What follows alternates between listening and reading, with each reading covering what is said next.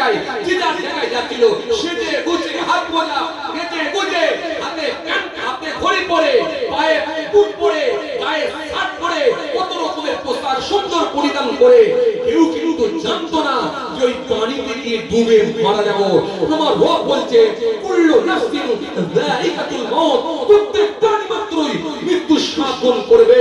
এরপর আমার রব বললেন আইনামা তাকুনু ইদরিকুমুল মাউত ওয়ালাউ কুনতুম ফি বুরুজিন মুশাইয়্যিদা। মৃত্যুর ভয়তে যেখানে পরণ করিস না কেন, আমি আল্লাহ বলি লোহার সুন্দুকের মধ্যে গিয়ে আত্মগোপন করলে আমার কাছে ফিরে আসতে হবে। আমার রব বলছেন ইযা জাআলাকুম লা ইস্তাখিরুনা সাআতাও ওয়ালা ইস্তাকদিমুন। মৃত্যুর সময় নির্ধারণ করে দেওয়া হয়েছে, 1 মিনিট আগেও হবে না, 1 মিনিট পরেও হবে না। তোকে পদ্মা নদীতে আমি ডুবিয়ে মারবো, এখানে আমি লিখে রেখেছি, তোকে পৃথিবীর কোনো মানুষ বাঁচাতে পারবে না, পারবে না, পারবে না। এটাই হলো মৃত্যু, এটাই হলো মৃত্যু, এটাই হলো মৃত্যু। তুই যদি বুদ্ধিমান ব্যক্তি হস, মওতকে কাছে মনে করে আর ওই মৃত্যুর একদিন আগে, 1 ঘন্টা আগে, 2 ঘন্টা আগে, 1 সপ্তাহ আগেও যদি তওবা করে আমার কাছে ফিরে আসতে পারিস, আমি আল্লাহ কথা দিচ্ছি তোর জীবনের গুনাহগুলোকে maaf করে দিতে পারি। কথা কিছু বুঝতে পারছেন? কষ্ট হচ্ছে আপনাদের? জি হ্যাঁ। জোরে বলে কষ্ট হচ্ছে? হ্যাঁ।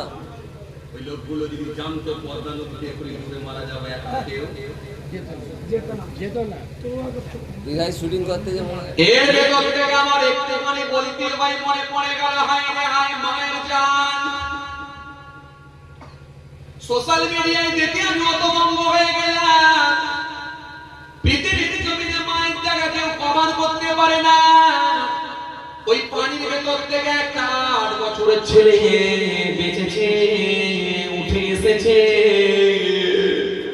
ওই ছেলেটা বোনের উপরে উঠে কাঁদতে লেগেছে, আহারে আমার মা আমাকে জানালা দিয়ে ধাক্কা মেরে ঠেলে বের করে দিয়েছে। মা ইচ্ছা করলে ওই সময় ছেলেকে না ঠেলে দিয়ে হয়তো জানালা দিয়ে নিজে বেরোবার চেষ্টা নিতে পারত, কিন্তু মা চিন্তা করে দেখলো হাতে সময় কম, মাত্র কয়েক মিনিট এখনই বাসটা ডুববে, অন্তত আমার সন্তানটা বাঁচুক। আমার সন্তানটা যদি জানালা দিয়ে বেরিয়ে গিয়ে পানিতে উঠতে পারে, আমি মা কবরে চলে যাব, মারা যাব, কিন্তু আমার ওই সন্তানটা আমার জন্য একদিন কাঁদবে, চোখের পানি ছেড়ে আল্লাহ তার বলে দোয়া চাইবে। ওই মেয়েটা আমার সন্তানটা আমার জন্য অপারেশন করবে, কাঁদবে। আমি মা এই সন্তানকে অন্তত জানালা দিয়ে ঠেলে দিয়ে